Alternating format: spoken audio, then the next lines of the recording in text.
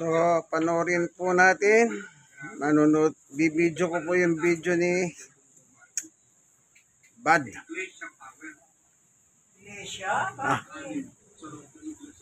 Tungkol sa Iglesia ni Cristo na itinatag ni Yumao Felix Manalo. Ang isda nila, impeachment laban kay Sara Duterte. Tingnan po natin. Alam mo, may katotohanan yan dahil si Tonying, oh. Kaya ang sinasabi nga, ang INC na mismo, may simbahan na mismo nila naglabas ng statement. Wala silang sinasabing gano'n. Nalin? Sinusuportahan nila si Sara kung ano man yung Di ba sinasabihan nila si Bongbong, wag ituloy ang impeachment? Sinasabi nga ng Iglesia ni Buenos noches, damas y caballeros. Hindi totoo. Katatapos lang ni Bad nag-exercise sa tumakbo sa treadmill. Pero nagpadala sa akin ng Bad team itong kagimbal-gimbal na balita. Grabe. Una na pinadala nila sa akin yung TikTok, and then pinadala nila mismo yung link mismo ng Net25, kasi sabi ko kinakalat na ito ng mga ibang Marcos at Duterte vloggers. Sabi ko hindi, baka peke yan. Ipadala mo sa akin yung sa Net25 at kung saan yung portion na nag-anunsyo. Ang Net25 natututulan nila, tinututulan nila in a very strong way yung impeachment ni Vice President Sara Duterte. At magrarally sila. Now, suddenly, everything becomes clear sa akin. Ang takot ni President Bongbong Marcos ay hindi kay Sara Duterte. Ang takot niya sa iglesia. Nung palang naglabas ng leak text si Anthony Taberna na miyembro ng iglesia, doon parang nagsuspecha na ako. Baka may kinalaman ng iglesia ni Cristo. Baka scenario setting ito na parang tinutulungan nila si Marcos o pinipressure nila si Marcos na tututulan yan impeachment na yan. At may rason naman na matakot si Marcos dahil baka matalo lahat ng mga kandidato niya sa 2025 senatorial election. At delikado makontrol ng mga Duterte ang Senado o ang Kongreso. Alam naman natin, pati sa mga local government positions, malaki ang impluensya ng boto ng Iglesia ni Cristo kasi nagba-block voting sila. Pero sana hindi totoo ito, pero totoo eh. Magkakagulo ang bansa dahil dito. Magkakagulo ang bansa. This will be the Iglesia ni Cristo against the Catholics. The Catholics, the Protestants. At yung mga tao na pagod na sa katiwalian at sawang-sawa na sa katiwalian ng mga Dutertes. Sukang-suka na sa katiwalian ng Marcos government. At sukang-suka na sa subservience ng Marcos government sa mga Dutertes at o kahit dito sa Iglesia ni Cristo kung ganito man ang play na ito. So without further ado, diretso na tayo para marinig nyo mismo from the horse's mouth. Kung nakikita nyo, Net25 live 3 hours ago lang, 3 hours ago. At hindi ko alam kung sino itong pastor na ito.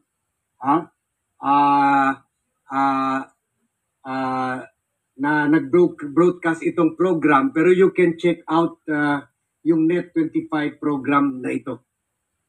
Play na natin. Bukas lamang na kanilang radyo, Ano ba yun? telebisyon, ng kanilang mga social media account, yung atin pong binabanggit, nasaan, Tukol po doon sa naging pahayag at tinanggap nating bilin sa mga kaanib po sa Iglesia ni Cristo, nasaan. Ayan, Ulitin ko ba? Mare, Ulitin para natin. sa kapakanan ng mga late tuners, Oho. unang-una siguro, nagyan mo rin uli ng premise, di ba? Ayan, ano po. Kasi nanawagan na ang Pangulo na huwag na ituloy itong impeachment. Ayan. Kasi, what nga for nothing, di ba? Sa kabila nun, may mga miyembro pa rin na makabayan black at ng mga social society, civil society group na naghahain pa rin ng impeachment. Problema kasi yung civil society group, back up nila Father Robert Reyes. So nakikita natin yung mga Catholic Church na talaga ang gumagalaw dito. Catholic organizations. Ngayon naman, ang kalaban nila, ito, INC. Ngayon, mas maraming At mukhang wala na balak na sundin ng opinion na yun ng Pangulo dyan At ang kanila pa nga panawagan, parang gusto nila bawiin pa yung statement ng Pangulo. Ay, pinababawi pa. Ay, naku. Naman, no? Mhm. Kung mangyayari mo yung impeachment, kami naniniwala, ako, personally, Oo. tama yun kahit hindi sinabi ng Pangulo noon, na kapag tayo natali sa impeachment, ang dami hong project, ang daming mga dapat na unahin, ang mapapabayaan, diba? Ay lalo na sa panahon ngayon, sa damak mga problema natin, Yung paghihirap na ng ating bayan yung bagyo duman sa atin, kada linggo may bagong bagyo. Bilyon-bilyon. At walang bagyo, may baha, may landslide. Saan ka naman nakakita ng ganyang eksena, sitwasyon sa bansa na nangyari? Hindi naman yung pwede sabihin, problema ng mayor yan. Hindi Talaga naman, no? Oo. So, kung mangyayari nga yun, tama yung sinabi ng Pangulo, pag tinuloy ang impeachment, ma-i-improve ba ang buhay ng kahit isang Pilipino? Hindi, no? Kaya ito po, sa mga bubukas lamang po ng kanilang radyo at ng telebisyon, ng kanilang mga social media account, ulitin ko po para huwag kayong maligaw, baka mamaya mapanood yun sa ibang vloggers, ibang impilan, baka ibahin po. At least ito malinaw na ha. Ang mga kapatid po sa iglesia ay naghahanda na magsagawa ng rally upang ipahayag sa lahat ng mga kinaukulan na ang Iglesia ni Cristo ay pabor sa opinyon ng Pangulo Marcos na hindi sumang-ayon sa sinusulong ng ilang sektor na impeachment dahil marami pong problema ang ating bansa. Ulitin ko po, dahil maraming problema ang ating bansa na dapat unahin ng pamahalaan. Ang iglesia ay para po sa kapayapaan at ayaw natin sa anumang uri ng kaguluhan na manggagaling sa kaninumang panig. Malinaw po yan na tinanggap naming bilin bilang mga... Ngayon, tinututulan nyo yung impeachment. Bakit? Nung nag-death threat si Sara Duterte, hindi sa presidente, hindi ba yun kagimbal, hindi ba yun shocking, na hindi ba yun inhuman or even anti-religious action or criminal action even? Ngayon, sa impeachment, tumututol kayo, pero nung nanawagan ng people power, nanawagan ng ouster ni President Bongbong Marcos, tahimik kayo, hindi kayo nag-rally counter kay Marcos. Ngayon, meron ng impeachment kay Sara, lumalantat na kayo at nakikialam na kayo. Saan na yung separation of power? Saan na yung separation of power between church and state? Constitutional ban yun na dapat hindi makialam ang mga religious organization. Ang lagot. Doon naman kay Duterte, mga Muslim group daw sumusuporta sa mga Duterte. Pagkatapos dito naman sa mga civil society groups, mga Catholic sila Father Robert Reyes, sumusuporta rin sa impeachment. Nagkaloko-loko na, grabe. Dito pala natatakot si President Bongbong Marcos. The Iglesia power. anim sa loob ng Iglesia ni Cristo. Nasaan? Ay katulad ngayon dyan, di ba? Kahapon. Ito, kilala ko itong reporter, si Nelson Lubao, na kasama ko yan nung reporter pa ako ng Philippine Daily Inquirer. Kaya totoo itong video na ito.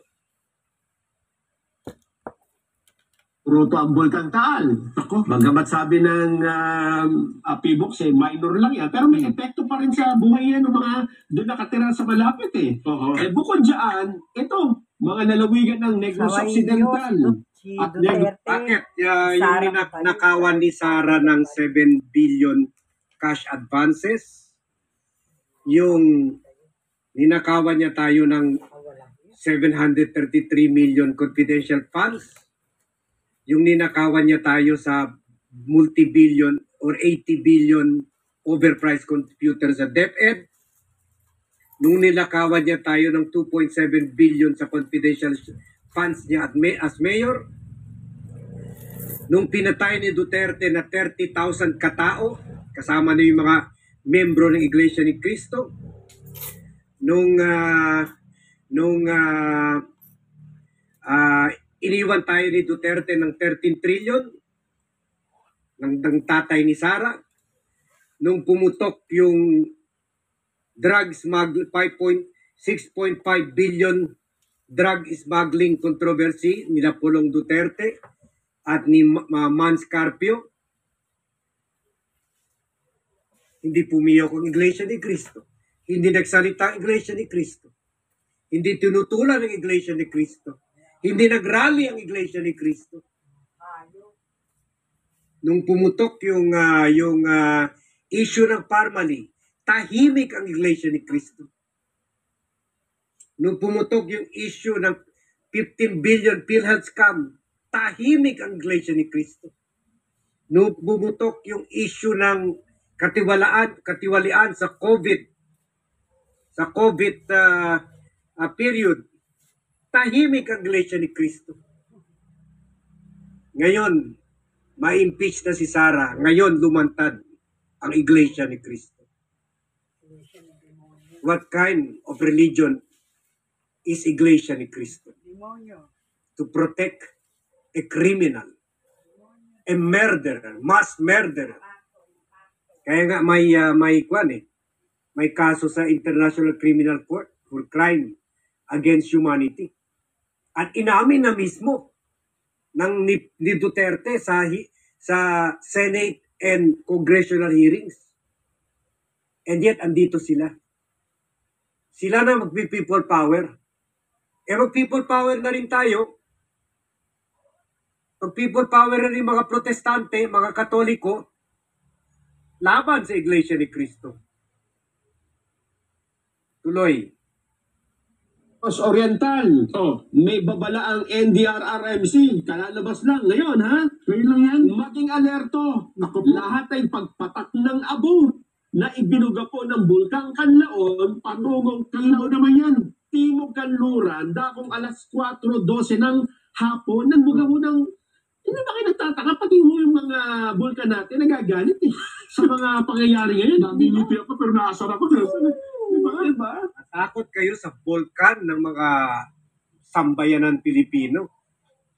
Matakot kayo. Sabihin natin, mga 10 million ng members sa Iglesia ni Cristo, 120 million tayo eh. Grabe. Tapos, lindol pa kayo ng umaga. Lindol sa Ilocos Norte. Oo. Tapos ang iba, nakasikaw sa impeachment. Oo. Diba? Pakasakit. Diyan lang sa Maynila, libo-libong taon na walang tahanan. Sunog. Diba? Diba? Hihintay pa ba natin na madagdagan pa ang kalamidad bago matauhan na o nga? Ang dapat natin unahin itong para sa kapanan ng mga mamamayang apektado ng mga pangyayari ngayon. Nako, tapos kung ang pag-uusapan naman natin agrikultura, nason ha? Yung ating mga magasaka, Bumalik tayo. Yung Sa kapakanan ng mga yung earlier announcement. sabihin niya ng Pangulong Bongbong Marcos, Yung original. naman ninyo, ng reaksyon tungkol sa impeachment. I-rewind natin. Baka meron pa previous kwan. for me, sabi ng Pangulong Bongbong, it's a storm in a teacup. For natin, Para saan? Wala. Wala niyo tayo mapapakinabang dito. For, Dali guys ha, okay. tayo Be your own health simula. advocate by turning into your own expert. Okay, sige na, pwede na yun. So, okay, nakita nyo na that's it. That's it. We hope it did not happen, but it really did happen. Na nakita nyo na paulit-ulit nanawagan sila ng na mapigil na at magrarally daw sila. We are your coach Daw sila ng without any fiction and with lots of Ngayon, porque ma-impeach yung No? At kapwa nila. ayaw po natin uri ng kaguluhan na O yan, yung unang announcement, ha? para saan? Wala. Wala niyo tayo mapapakinabang dito. For me, sabi ng Pangulong Bongbong, it's a storm in a teacup. For nothing.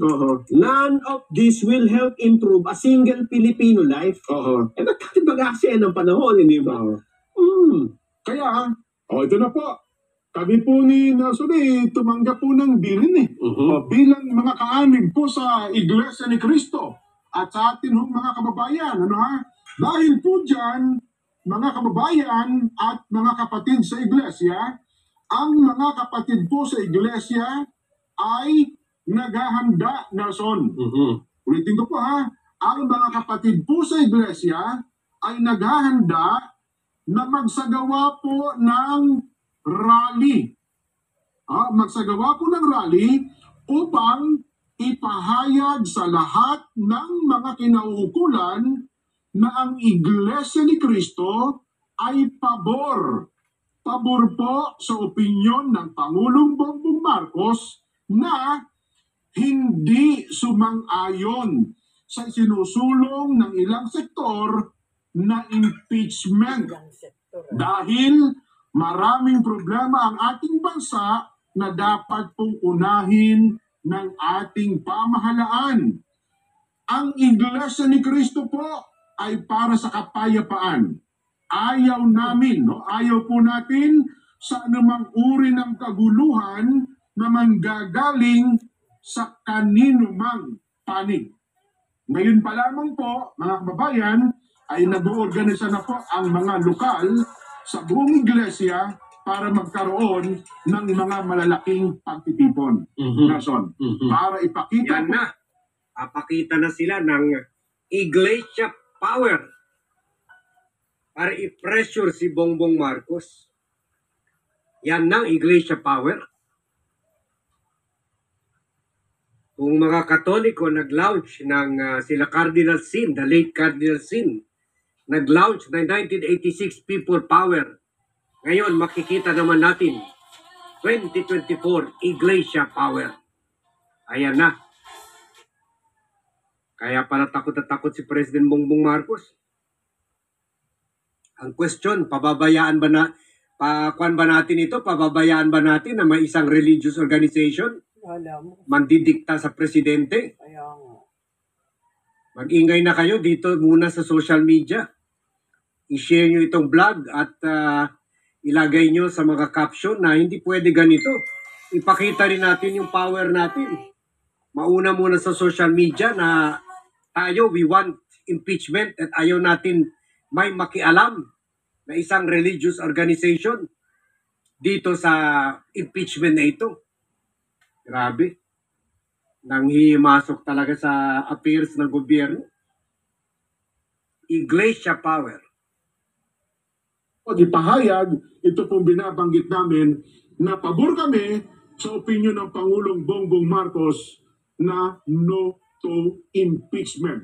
Dahil ang dami ng problema ng bansa, di ba? Ang dapat po nating unahin, ang problema ng bansa na mas malaki. Yes. Hindi po ang impeachment. At dapat maintindihan nyo rin na ito ay para sa kapayapaan. At hindi para sa anumang kaguluhan na posibleng manggaling kahit sa anumang panig.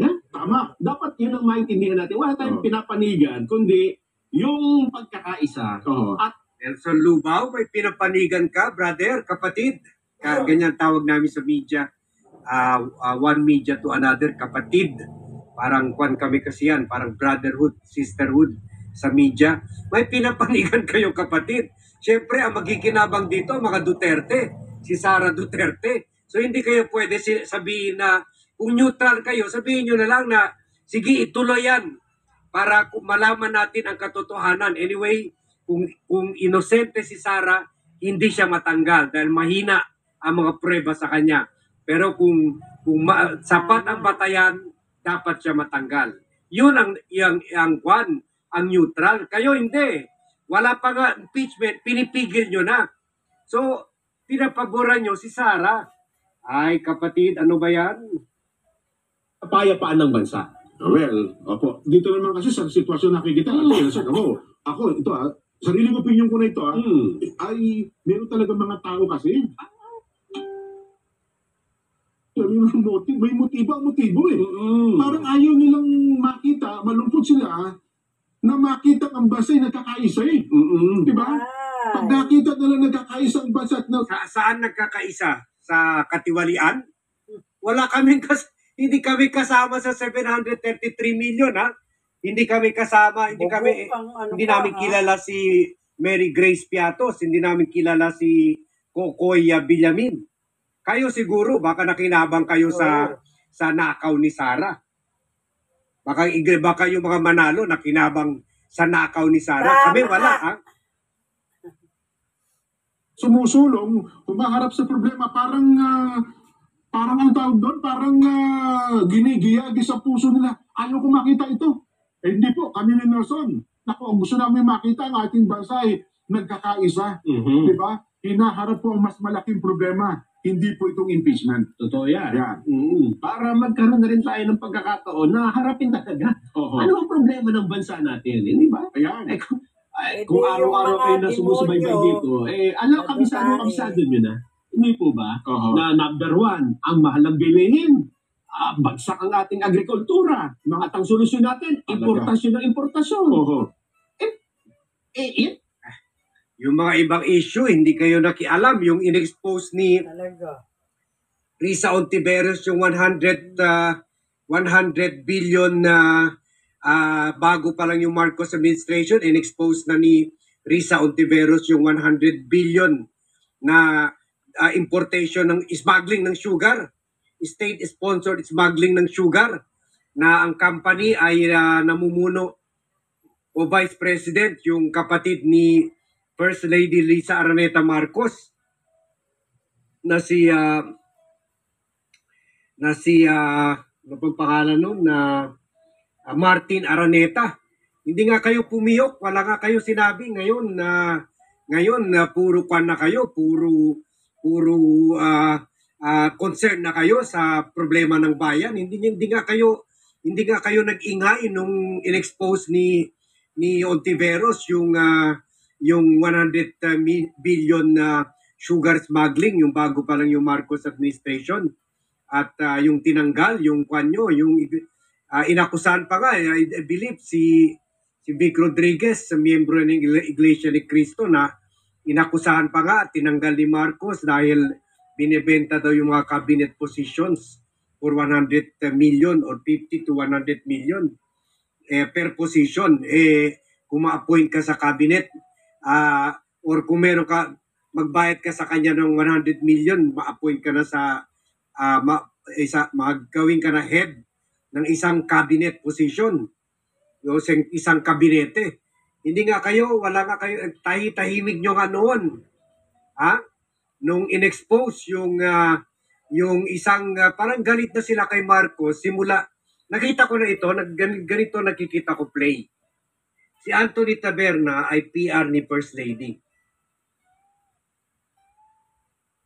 According to Maharlika at iba pa mga DDS vloggers. Kasama na si RJ Nieto. Pagkatapos, nung bumutok yung issue ni Royina Garma at in-identify niya itong si Edilberto Leonardo na dati sa Manapolcom, na yun daw ang tinap ni Duterte dahil Iglesia ni Cristo, dahil mapagkatiwalaan sa pera. At ito daw hawak sa mga bayad, sa mga reward money. Doon nagsimula, nagalit yung Iglesia. At noon pa nga, nakikita ko na, hindi ko lang na-vlog ito kasi ang daming issue pumuputok. Doon pa lang nag-rant na, nagalit na si Anthony Taberna. So nakikita natin, galing sa taas talaga ang order. Doon sila nagsimula na nagalit kay Marcos at ngayon napunta na at si Anthony Taberna, binanata na si Marcos, sinabi na matindi ang katiwalian, dapat magsalita na si Marcos. So ang nakikita ko, si Anthony Taberna is more ang loyalty sa leadership ng Iglesia ni Cristo ngayon. Kaya siya ang unang, siguro, being a Marcos boy, in-expose na rin nila yung position ni Marcos para pwede sabihin ni Marcos na wala siyang choice. Pero talaga naman, ang nagpe-pressure kay Marcos ay ang Iglesia. Iglesia nagpe-pressure kay Marcos, specifically yung Manalo family. And now, ito na ang pinaka-final pressure nila. Kasi sabi ko nga sa inyo, tali ang kamay ni Marcos. Kung hindi niya susuportahan yung impeachment, magagalit sa kanya yung taong bayan. Kung susuportahan niya yung impeachment, lalabanan siya ng Iglesia. So dito makikita natin kung weak president ba talaga si Marcos, na takot kay Sara Duterte at Iglesia, o strong president pa siya. Ito paghahamon ito kay Marcos eh. Ito mga rally ng Iglesia at deklarasyon na ganito. Kung wari, sinusuportahan nila si Marcos, pero pine-pressure nila si Marcos. Pine-pressure nila. Kasi ngayon, kung ikaw si Marcos, susuportahan mo bang impeachment o hindi? Kung hindi mo susuportahan, sasabihin ng mga Duterte, panalo kami. Talaga na-confirm, weak si President Marcos.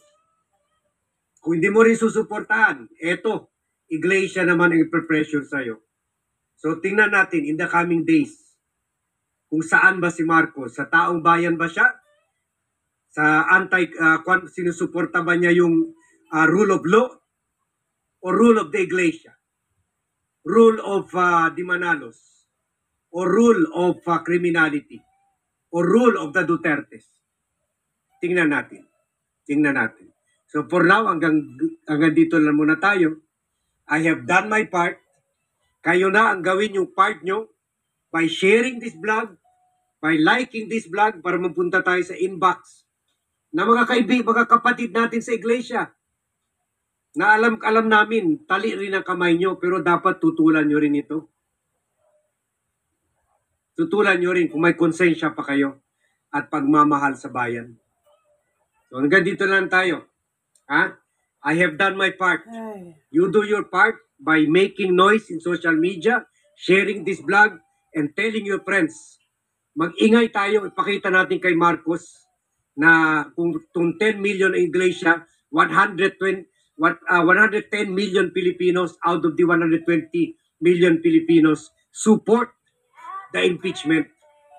And we want the president to support the impeachment, to support rule of law over politics. Tututulan natin itong operation.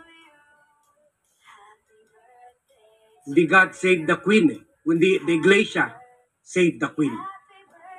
Itong operation nila, Iglesia save the Queen. Kasi this is not godly. Hindi ito godly. It's not godly to protect a criminal who doesn't even believe in God. Stupid God daw, stupid God. Doon pa lang, ewan ko, paano nyo masuportahan ang tao na tinatawag ang Diyos na stupid God. So we rest here. High blood na naman tayo. Thank you very much for watching and see you in my next vlog. So, napanood natin yung vlog ni Bud. Ano po, binidyo ko lang kasi parang interesado ako kasi napakaganda niyang magpaliwanag kasi Alam niyo, in fairness naman, Nung araw sa panahon ni Pinoy, Cabinet Secretary niya si De Lima, hindi ko lang maalala kung anong problema nun Nirally nila si De Lima ng Iglesia ni Cristo. Hindi ko alam anong problema noon, nirally nila. Si De Lima ngayon, ang nanguna sa impeachment labang kay Sara Duterte. Kaya biglang lumutang ang AIC ngayon na sinabi nila, yan, narinig niyo po sila. Yung Nelson, sabi ni Bad, na dati niyang kasama sa Inquirer ba yun? Na sinusuporta nila yung opinion ni BBM na wag nang ituloy yung impeachment sa Kongreso. Kaya nga siguro, Ano po? inano ni Kaya ngayon, Long yun. ayan, kaya tama si Bad eh. Yung anomalya mula kay Duterteng matanda hanggang dito sa anak. Yung ISC ni tatag ni Yumao Felix Manalo na pinangangasiwaan ngayon ni EBM nila. Eh bakit hindi nga naman sila nagsilutang sa panahon na Nagmamalasakit. kinukurap na nila ang bansang Pilipinas? Pero bakit ngayon yung kurap pinapanigan pa nila? Ibig sabihin, panig sila kay Satanas. Parang ako, sa aking analisa, si Satanas ayaw niya ng matino. Ang Iglesia ni Cristo ayaw din ng matino. Isipin nyo, magrarally pa sila, bawat lokal daw nila. Magrarally to support no impeachment kay Sara. Isipin nyo po yung 152 million in 11 days. Ginastos niya. Nang tatanungin sa niya ginamit. Wala. Pinakita yung mga resibo ng mga sitsirya. Oh, asan ang katarungan dyan, mga Iglesia ni Cristo, Felix Manalo patay? Isipin nyo, saan kayo papanig? Sa demonyo, kay Satanas? O sa Diyos sa katotohanan? Na nakikita ko na dito, nasises ko na. Talagang antikristo kayo. Bakit ko nasabing antikristo kayo? Eh si Kristo tao. Pero si Yumao Felix Manalo na inyong founder, angel. Eh sino bang mataas? Angel o tao? Eh di mataas pang inyong founder. Sa Biblia niyo batayan, mataas ang angel. Ayon sa Hebreo. Kawawang Pilipinas sa kamay ninyo, mga kampon ni Satanas. Ano po? Kawawa ba sa Pilipinas? Pinaglalaruan ninyo. Mga alipores ni Satanas. Nakakalungkot. Sayang. Sayang. Sayang. Nakakakita sana tayo ng liwanag. Ngayon, pinadilim na naman ninyo kayong mga hayensi ni Yumao Felix Manalo. Sige po, hanggang dito na lamang ano. Binidyo ko lang yung kay Bad, ano? Ito ang inyong kaibigan kay Jesus, Brother Manny Bautista. Oh, kaya ko sinabing antikristo sila. Oh. Ito, si Kristo, tao sa kanila. Pero sa Biblia, si Kristo, Diyos. Anak siya ng Diyos, kaya Diyos siya. Sa pagiging anak niya. Oh, sipin niyo po yan. Kaya ko sila tinatagurian, Antikristo, at kung dumating ang panahon, ilalagay po sila ni Kristo mismo sa apoy ng impyerno. Eh bakit? Ginagamit nila ang pangalan ni Kristo. Pero, inutilipsan nila si Kristo. Kaya sabi ni Jesus, Mateo 24, 4-5, mag-ingat kayo. Opo, nag-iingat kami, Panginoong Jesus. Kaya namin ibinubulgar ang mga lumalait sa iyo. Kunwari, ginagamit nilang pangalan mo, pero dinadown ka nila. Anong sabi nila? Kailanman hindi naging Diyos yan, kundi tao lamang na tagapamagitan. So hanggang dito na lamang kaibigan. Walang galitan dito ha. Walang personalan. Kung gusto nyo mag-comment, mag-comment kayo below. Ha? Narinig niyo si Bad. E di sagutin nyo yung kanyang mga vlog. Yan. God bless us all po, ano? Nawa, tulungan tayo ng Diyos laban sa demonyo. Kanyang mga dito sa in Jesus name. Like, share na share. Kayong mga nasisharean, mag-share din po kayo. Bakit? Napakagandang issue eh. Yung masama, ayaw nilang tanggalin. Yung masama, ayaw nilang tanggalin. Ibang klaseng reliyon niya, kaya sabi nga ni Bad eh, Power of Iglesia ni Cristo. Bye-bye!